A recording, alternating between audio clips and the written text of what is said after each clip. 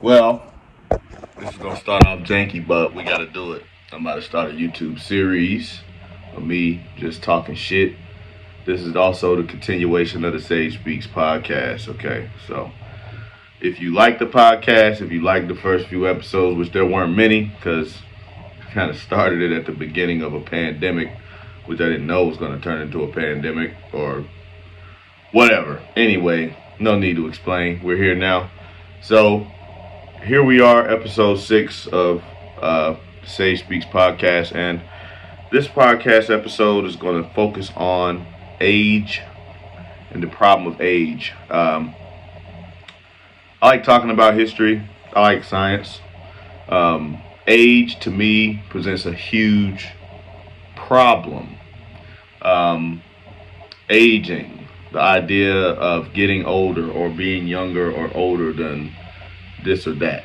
Um, I struggle with this idea because I'm thinking about it in so many different dimensions. Like, for instance, there's one dimension where all human beings that are alive today are millions and millions and millions, billions of years old, right? I mean, if we're talking about the genetic sequence, the code that brought us here to where we are today, the building blocks for that are, for all intents and purposes, for as far back as we can see in the Earth's history, just about. There have been where we find water, we have on Earth. Typically, we found life, we found epics of life. We can categorize and catalog these epics because of the way that the sediment is separated. And I'm not an archaeologist, so I don't want to get into that. But um, and then there's another dimension of it where you have humans who just in the last 100 or so, or really we'll say 300 years, have dramatically improved their lifespan. And humans before that weren't apt or weren't able, I don't know, for whatever environmental factors, infant mortality rates, et cetera, et cetera, et cetera. The average age was much lower. It was around 20, 24 years old. So I'm just thinking about that, and now we see people that live to be 120, which is about 5 times um, the average age about 700 years ago. However, and you can fact check this. I'm not pulling up documents and stuff. I'm not Jamie. uh, but in the last 700 years, or give or take, 300 to 700 years, humans have dramatically increased their lifespan. And then you have the tales of old, which is a whole other dimension. And what I mean by this is the tales of old being, the Bible, and you have books like the Bhagavad Gita, uh, and these other, holy books or whatnot. I don't want to call them holy books. These other time capsules, if you will. They're they all suggest that humans are, at least at some point, have been, were in this form that we're in now, we're capable of living for much longer spans of time. If we're talking about, if we're measuring, if we're using the Earth and the rotations around the sun as a measuring stick, and if we assume that our translations and transliterations are relatively accurate. Some of these kings were 14,000 years old. I mean, it was said that Thoth, it was said that he watched ages of man rise and fall. And this is just a huge problem in my mind because aging is something that we're all faced with, which is another dimension. I have to deal with my own aging, as in I have been born into this wider reality in which I am seemingly sharing this existence with other creatures that some of them are like me, some of them are less like me, some of them are not like me at all. And I have a physically finite form that we have a relative scale of how long this thing can continue. And I know that there isn't anything, I mean, I don't think that there's really too much fundamentally different about human beings that lived now and that lived 400 years ago or that lived 20,000 years ago. I just don't see anything fundamentally different. So, what does that mean? I'd really like to hear y'all's opinion on this. If you got any comments or if you'd like to share any thoughts, you could drop them in the comment section below. This is something that it's really been racking my brain. And then you have all these different dimensions of time. So we measure time using the Earth and the amount of times it takes the Earth to rotate around the sun. And we also, the ancient humans calculated, and we have confirmed these calculations, that there's also a wider measuring stick of the sun's rotation around Sagittarius A, which is the supermassive black hole at the center of the Milky Way galaxy, which apparently, if you look at any apparent reference frame, looks like pretty much all of the stars in the Milky Way are orbiting this thing. Excuse me. So,